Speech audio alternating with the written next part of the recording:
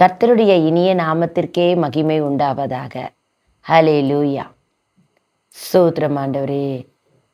உம்மை விட்டு எங்கே நான் செல்வேன் ஐயா, அன்பை விட்டு எங்கே நான் செல்வேன் ஐயா, உம்மிலே என்றும் நான் அன்பு கூறுவேன், உம்மிலே என்றும் நான் அன்பு கூறுவேன், உம்மையே நேசித்தே துதித்திருப்பேனே, உம்மை விட்டு எங்கே நான் செல்வேன் ஐயா.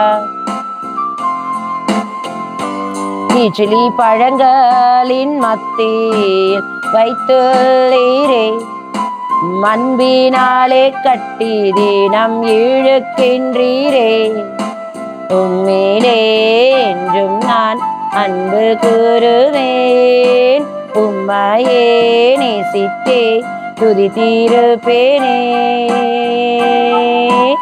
உம்மை விட்டு எங்கே நான் செல்வேன் ஐயா.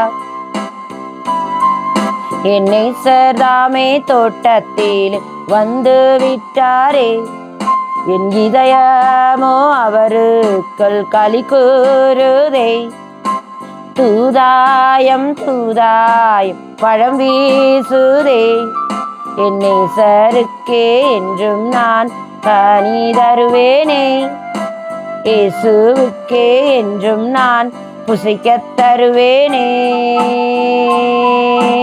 உம்மை விட்டு எங்கே நான் செல்வேன் ஐயா, அன்பை விட்டு எங்கே நான் செல்வேன் ஐயா. சாரோனின் ரோஜா என் இயேசு ராஜா, சாரோனின் ரோஜா என் இயேசு ராஜா, உம்மிலே என்றும் நான் அன்பு கூறுவேன், உம்மையே நேசித்தே துதித்திருப்பேனே, உம்மை விட்டு எங்கே நான் செல்வேன் ஐயா. விருந்து சாலைக்கு என்னை நீ கொண்டு செல்வீரே, உம் நேசக்கொடி என் மேலே பறந்திடுதே, மறைவான மன்னாவை புசிக்கத் தருவாரே, மறைவான மன்னாவை புசிக்கத் தருவாரே, புதிய நாமம் எனக்குத்தானே எழுதி தருவாரே, புதிய நாமம் எனக்குத்தானே எழுதி தருவாரே, உம்மை விட்டு எங்கே நான் செல்வேன் ஐயா, அன்பை விட்டு எங்கே நான் செல்வேன் ஐயா. திராட்சை செடி இயேசு ராஜாவே, உம்மேலே படர்ந்தேடும் கொடி நான் ஐயா, நற்கனே நற்கனே தந்திடுவேனே, தினம் நற்கனே நற்கனே தந்திடுவேனே, நாதன் இயேசுக்கே என்றும் தந்திடுவேனே, இயேசு ராஜாக்கே என்றும் பிரியம்மாவேனே, உம்மை விட்டு எங்கே நான் செல்வேன் ஐயா, அன்பை விட்டு எங்கே நான் செல்வேன் ஐயா, உம்மிலே என்றும் நான் அன்பு கூறுவேன், எருசலேமே இங்குதான் இறங்கிடுமே, உம்மையே நேசித்தே துதித்திருப்பேனே, ஏசையா உம்மையே நேசித்தே துதித்திருப்பேனே, உம்மை விட்டு எங்கே நான் செல்வேன் ஐயா. ஆம், கர்த்தருடைய பிள்ளைகளே, கர்த்தர் சொல்லுகிறார், இந்த வார்த்தைகள் என்னோடு இடைப்பட்டார். உன்னத பாட்டில் நாம் கர்த்தருடைய வார்த்தைகளை வாசிக்க கேட்போமானால், அவர் சாரோனின் ரோஜாவும் பள்ளத்தாக்குகளின் லீலி புஷ்பமாய் இருக்கிறார். முள்ளுக்குள்ள லீலி புஷ்பம் எப்படி இருக்கிறதோ அப்படியே குமாரத்திக்குள்ளே எனக்கு பிரியமானவளும் இருக்கிறார். முட்கள் போன்ற நெருக்கங்கள், முட்கள் போன்ற உபத்திரவங்கள், முட்கள் போன்ற வார்த்தைகள், முட்கள் போன்ற காரணமில்லாத முகாந்தாரம் இல்லாத பகைகள் வரும்போது கர்த்தர் நம்மை லீலி புஷ்பம் போல கர்த்தருக்காய் மனம் வீச வைக்கிறார். ஹல்லேலூயா. என்னை விருந்து சாலைக்கு அழைத்து கொண்டு போனார், என் மேல் பறந்தது அவருடைய நேசமே.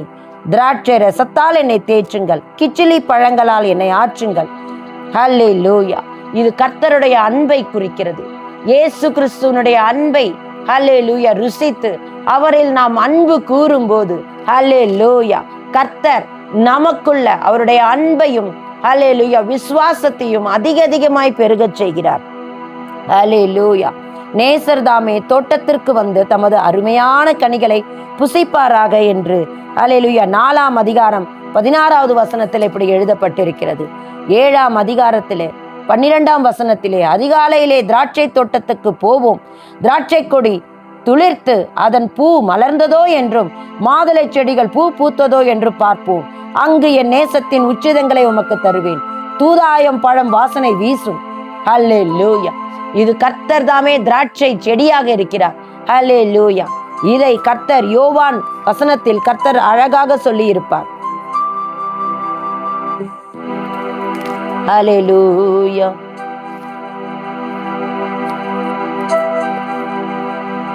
இயேசுவே திராட்சை செடியாய் இருக்கிறார். ஹல்லேலூயா.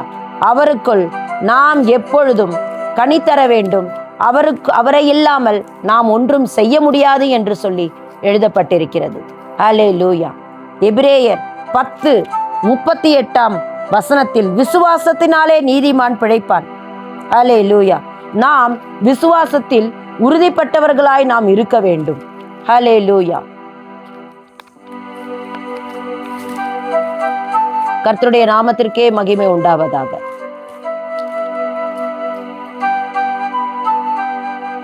ஆமென்.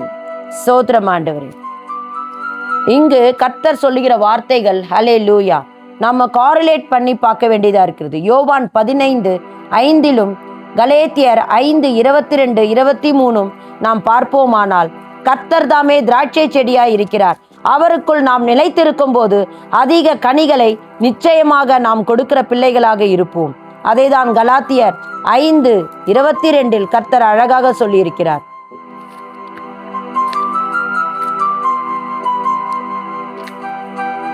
ஆவியின் கனியோ அன்பு, சந்தோஷம், சமாதானம், நீடிய பொறுமை, தயவு, நற்குணம், விசுவாசம், சாந்தம், இச்சையடக்கம், இப்படிப்பட்டவைகளுக்கு விரோதமான பிரமாணம் ஒன்றுமில்லை. ஆம், விசுவாசமே நீதிக்கு அடிப்படையா இருக்கிறது. கிறிஸ்துவே நம் லெக்காய் இருக்கிறார். நாம் மாம்சத்தின் இச்சைகளுக்கு அடிமையாகாமல் ஆவிக்குரிய வாழ்வை வாழும்போது இந்த நற்கனிகள் நம் வாழ்வில் தானாகவே விளையும்.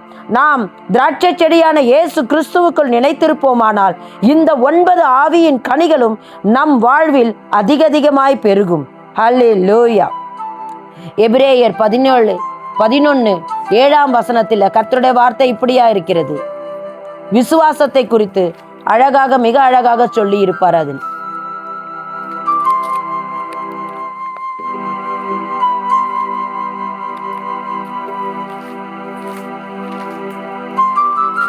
ஹல்லேலூயா.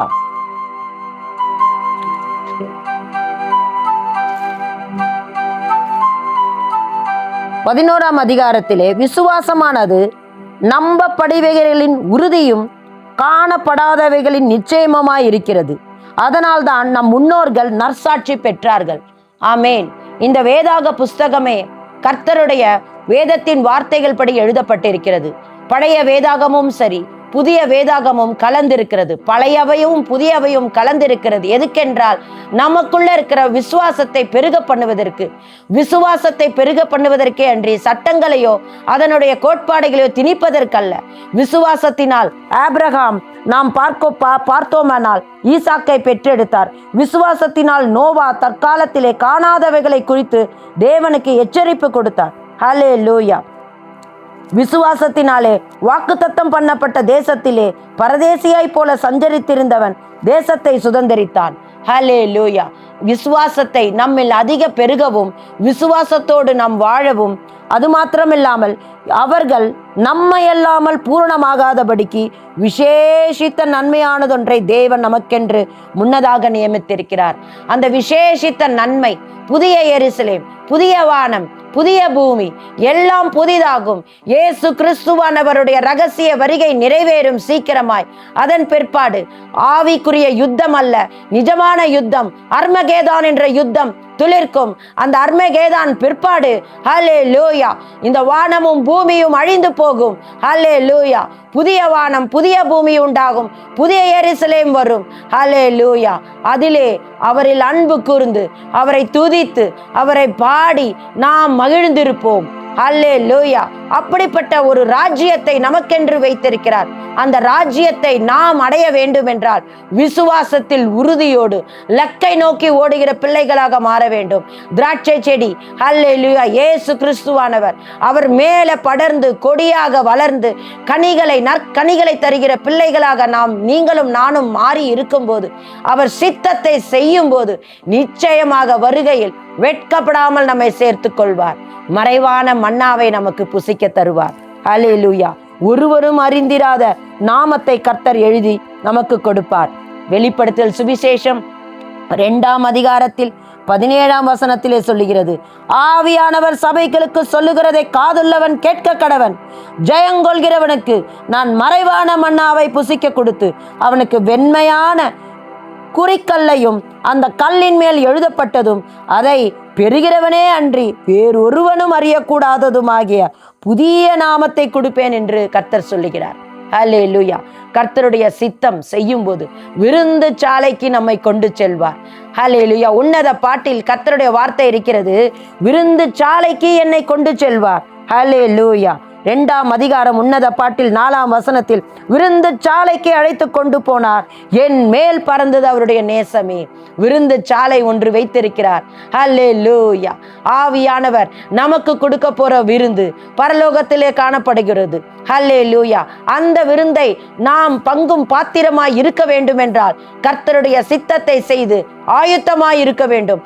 ஆவியில் விழிப்புணர்வோடு எப்பொழுதும் துதித்து ஜெபித்து அவருடைய சித்தத்தை செய்கிற பிள்ளைகளாக நாம் மாற வேண்டும். எப்பொழுதும் சங்கீர்த்தனங்களால் நாம் பாடி மகிழ்ந்து கர்த்தரை மகிமைப்படுத்த வேண்டும். அநேக பிரச்சனைகள் உண்டு, அநேக போராட்டங்கள் உண்டு. அவை எல்லாவற்றையும் மறந்து கர்த்தர் குடும்பங்களை கட்டுகிறார், கர்த்தர் வாழ்க்கையை கட்டுகிறார், கர்த்தர் பிள்ளைகளோடு கட்டுகிறார். அப்படிப்பட்ட வாழ்க்கையை நாம் சுதந்திரித்து வாழும்போது நிச்சயமாக சாட்சியோடு கூட ஊழியங்களையும் கர்த்தர் செய்ய வைக்கிறார். சாட்சியோடு ஊழியங்களை செய்யும் போது ஹல்லேலூயா கர்த்தருடைய நாமமே மகிமைப்படும். அவர் சித்தத்தை நாம் செய்யும் போது கர்த்தருடைய நாமமே மகிமைப்படும். நாம் நமக்கல்ல கர்த்தருக்காய் நற்கந்தம் வீசுகிறவர்களாய் ஹல்லேலூயா நற்கனி தருகிற பிள்ளைகளாக நாம் மாற வேண்டும்.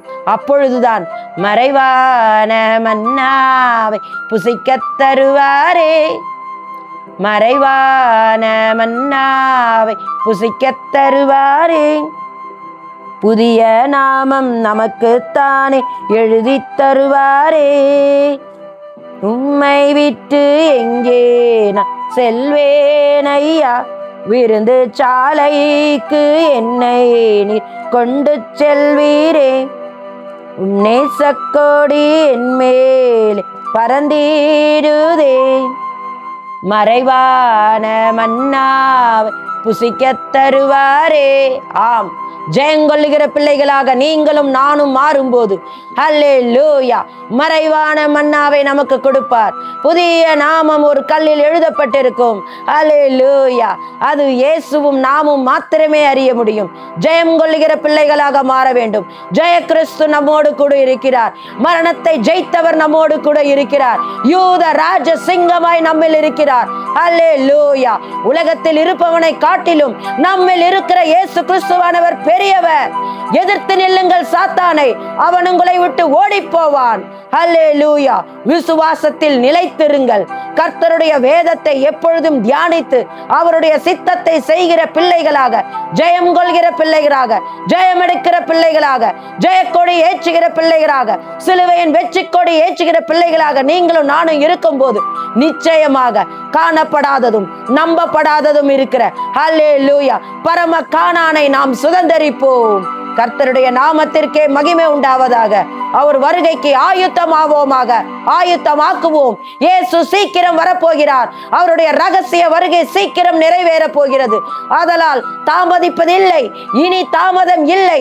இந்த எக்கால சத்தம் தொனிக்கப்படும் போது இயேசுவின் வருகையை எச்சரிப்பின் சத்தமாக, ஹல்லேலூயா, ஒரு எக்கால தோனியாக என்னை வைத்திருக்கிறார். கர்த்தருடைய நாமத்திற்கே மகிமை உண்டாவதாக. இயேசு சீக்கிரம் வரப்போகிறார்.